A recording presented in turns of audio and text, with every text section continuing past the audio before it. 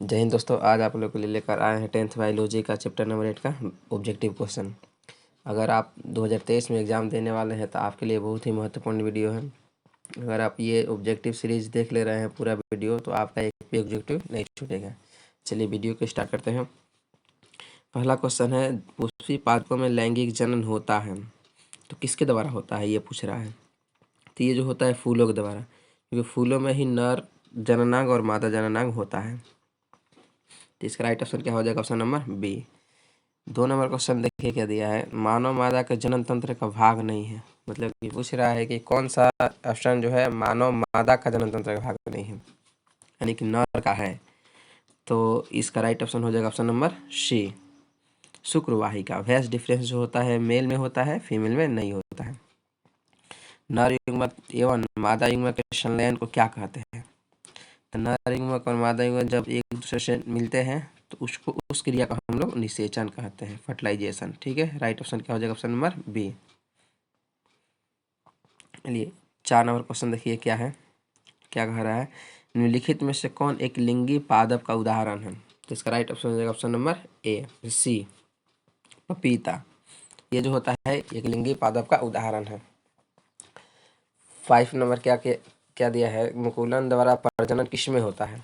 तो मुकुलन द्वारा जो प्रजनन होता है वो ईस्ट में होता है। ठीक है, तो राइट ऑप्शन क्या हो जाएगा? Option number B. फूलों में नर प्रजनन अंग होता है कौन? तो ई जो होता है पुंकेसर। ठीक है, तो राइट ऑप्शन क्या हो जाएगा? Option number A. 7 number question देखिए क्या है, द्विखंडन किस में होता है? तो द्विखंडन विधि द्वारा जनन किस में होता है पूछ रहा था। ये जो राइट ऑप्शन हो जाएगा ऑप्शन नंबर ए, अमीबा में। अमीबा में जो होता है द्विखंडन विधि द्वारा जनन होता है।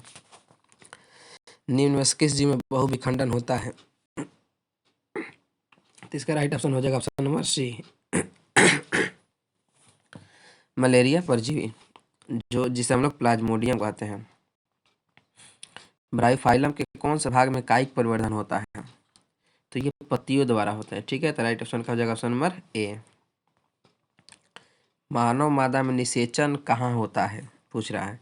तो इसका राइट ऑप्शन हो जाएगा ऑप्शन नंबर डी, यानी फिलिपियन ट्यूब में मानव मादा में निषेचन होता है, यानी उसी में अंडाणु और शुक्राणु आपस में मिलते हैं, फर्टिलाइजेशन करते हैं। तने द्वारा कायिक परिवर्तन किस में होता है? तो ऑप्शन दिया है पुदीने में, हल्दी में, अदरक में। तो राइट ऑप्शन हो जाएगा ऑप्शन नंबर डी, इनमें से सभी में। ठीक है, सब में तने द्वारा कायिक परिवर्तन होता है। खंडन द्वारा जनन किस में होता है? तो इसका राइट ऑप्शन हो जाएगा ऑप्शन नंबर बी, सितारा मछली में। खंडन द्वारा जनन किस में होगा? सितारा मछली। कि जब हम इसको कोई अंग इस काट देते हैं तो फिर से रीजनरेट कर लेता है।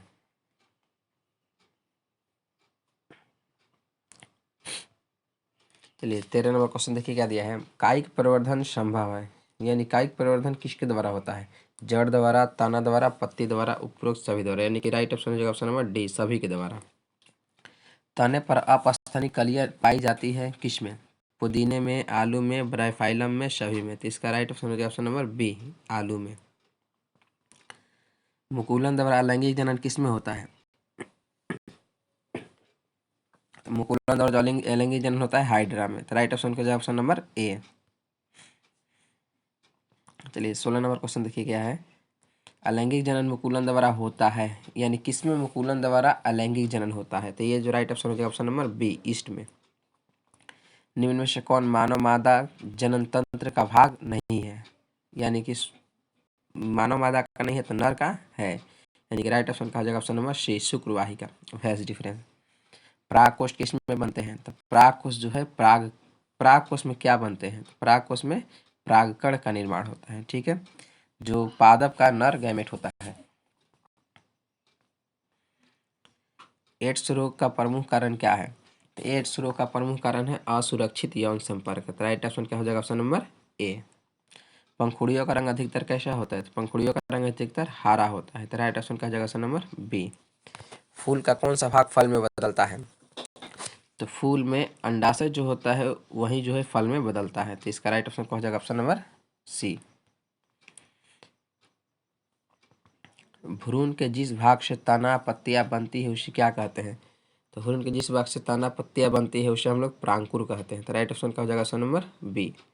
एकल जीवों में प्रजनन की विधि क्या है? तो ऑप्शन है खंडन, विखंडन, बुझारू जनन। तो राइट ऑप्शन हो गया ऑप्शन नंबर डी, इनमें से सभी। लैंगिक जनन में आवश्यकता क्या होती है? केवल नर जननांग, केवल स्त्री जननांग, नर एवं स्त्री जननांग दोनों, यानी कि राइट ऑप्शन हो जाएगा ऑप्शन नंबर सी, दोनों, नर और स्त्री जननांग दोनों।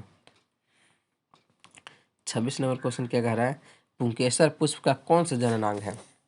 तो पुंकेसर जो है पुष्प का नर जननांग है। तो राइट ऑप्शन का हो जाएगा ऑप्शन नंबर ए। इसी पुंकेसर के अग्रभाग को हम लोग परागकोश कहते हैं और उसी परागकोश में परागकण का निर्माण होता है। पुरुषों में यौन आरंभ के लक्षण क्या है? दाढ़ी एवं मूछ का आना, कंठ का फूटना, मांसपेशियों में उभार आना, ये सभी। तो राइट ऑप्शन का हो जाएगा ऑप्शन नंबर डी,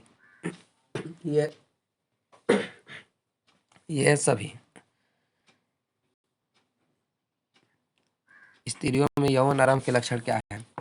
तो स्त्री में यौन आरंभ के लक्षण है स्तनों में वृद्धि, नितंबों का उभरना, रजोधर्म का प्रारंभ, यानी कि ये सभी। राइट ऑप्शन का हो जाएगा ऑप्शन नंबर डी। मनुष्य में नर जननांग निम्नलिखित में से कौन है? तो नर जननांग जो है वृषण भी है, शुक्रवाहिका भी है, मूत्रमार्ग भी है। तो राइट ऑप्शन का हो जाएगा ऑप्शन नंबर डी, ये सभी। शुक्राणुओं का निर्माण कहाँ होता है? यानी शुक्राणु बनते कहाँ हैं? स्पर्म, तो स्पर्म जो बनते हैं टेस्टिस में। तो राइट ऑप्शन का हो जाएगा ऑप्शन नंबर सी, वृषण। स्त्रियों में अंडाशय की संख्या कितनी होती है? तो अंडाशय की संख्या 2 होती है, जो पर मंथ काम करती है, यानी एक मंथ एक काम करेगी तो दूसरे मंथ दूसरा। मनुष्य में निषेचन के फलस्वरूप क्या बनता है? तो मनुष्य में निषेचन जब फर्टिलाइजेशन हो जाता है स्पर्म और ओवम का, तो वो जाइगोट बनाते हैं, यानी युग्मनज, यानी युग्मनज का निर्माण होता है। वृषण में बने शुक्राणु संचित होते हैं कहाँ? वृषण टेस्टिस में जो स्पर्म बन जाता है वो स्टोर कहाँ रहता है? तो वो जो स्टोर रहता है इपिडिडमिस, यानी अधिवृषण में, और इसी में वो मेच्योर होता है, परिपक्व होता है। एक लिंगी पुष्प का उदाहरण है कौन? तो एक लिंगी पुष्प का उदाहरण है पपीता। तो राइट ऑप्शन का हो जाएगा ऑप्शन नंबर ए। मानव जनन अंग किस आयु में परिपक्व यानी क्रियाशील हो जाता है? तो इसका राइट ऑप्शन हो जाएगा ऑप्शन नंबर बी, 18 वर्ष। शुक्राणु का निर्माण किस में होता है? तो शुक्राणु जो बनता है टेस्टिस में, यानी कि स्पर्म का निर्माण वृषण में होता है। लिंग गुणसूत्र का पूर्ण जोड़ा किसमें पाया जाता है?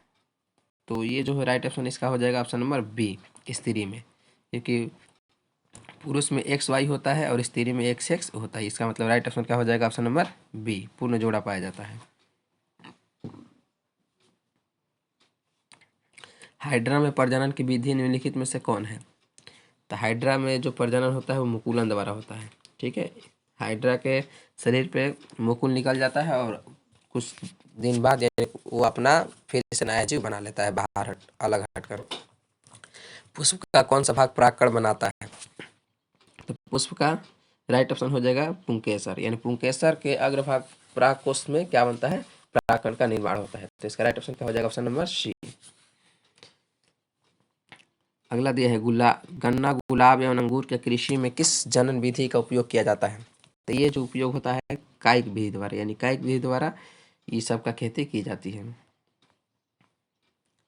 42 नंबर क्वेश्चन देखिए, मानव मादा जनन तंत्र में दोनों अंडवाहिकाएं यानी फिलिपियन ट्यूब संयुक्त होकर एक लचीली थैली व संरचना का निर्माण करती है, जिसे क्या कहते हैं? तो उसे हम लोग गर्भाशय बोलते हैं। जो फिलिपियन ट्यूब दोनों मिलकर, राइट ऑप्शन का हो जाएगा ऑप्शन नंबर सी। जो फिलिपियन ट्यूब दोनों मिलकर बीच में थैली व संरचना का निर्माण करती है उसे हम लोग यूट्रस बोलते हैं, और उसी में भ्रूण का विकास होता है। माँ के रुधिर से पोषण मिलता है किसको?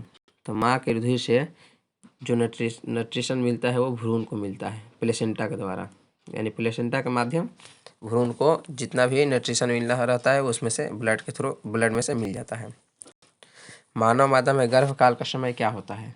तो जो मनुष्य मादा का गर्भकाल होता है 9 मंथ, ठीक है। तो राइट ऑप्शन का हो जाएगा ऑप्शन नंबर ए।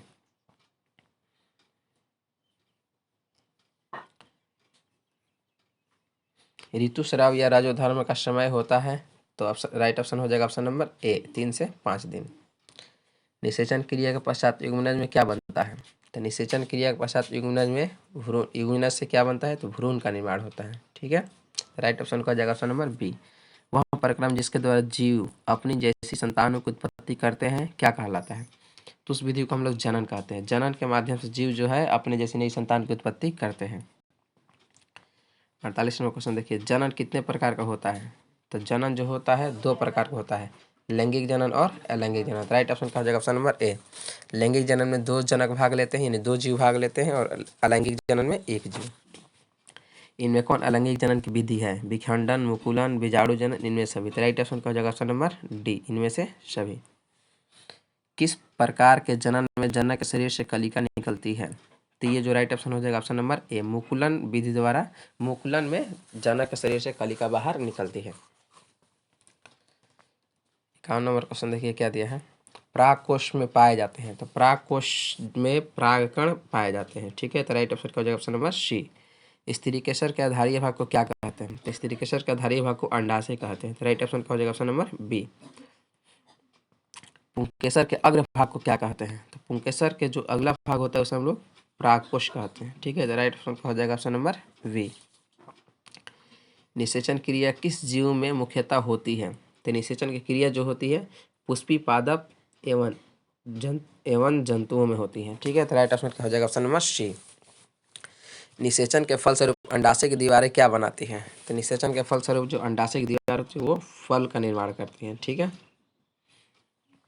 बीजांड की दीवारें मोटी होकर क्या बनाती है? तो बीजांड की दीवार मोटी होकर बीज का आवरण बनाती है। तो राइट ऑप्शन क्या हो जाएगा ऑप्शन नंबर सी। निम्नलिखित में से कौन सा भाग केवल पुरुष जननांग में पाया जाता है? तो इसका राइट ऑप्शन हो जाएगा ऑप्शन नंबर सी, वेस डिफरेंस, यानी शुक्रवाहिका है जो केवल पुरुष में पाया जाता है, पुरुष जननांग में पाया जाता है। नर युग्मक तथा मादा युग्मक का संयोजन से क्या बनता है? जब नर युग्मक या मादा युग्मक मिलते हैं तो वो जाइगोट का निर्माण करते हैं। फर्टिलाइजेशन के बाद क्या बनाते हैं? जाइगोट, यानी कि राइट ऑप्शन का हो जाएगा ऑप्शन नंबर ए। स्त्री के मासिक चक्र में एक परिपक्व अंडाणु किस दिन अंडाशय से बाहर निकलता है? तो स्त्री के मासिक चक्र में जो मेच्योर ओवम होता है वो 14वें दिन बाहर मेच्योर होकर निकलता है बाहर, यानी फिलिपियन ट्यूब में 14वें दिन। 60 नंबर लास्ट क्वेश्चन क्या है, देखिए क्या कह रहा है, निम्नलिखित में कौन लैंगिक जनन संचारित रोग नहीं है? यानी कौन जो है सेक्सुअल ट्रांसमिटेड डिजीज नहीं है? एड्स ये है, गोनोरिया भी है, सिफिलिस भी है, टाइफाइड नहीं है, एक प्रकार का बुखार है, ठीक है। ये सेक्सुअल ट्रांसमिटेड बीमारी नहीं है। इसका राइट ऑप्शन का हो जाएगा ऑप्शन नंबर डी।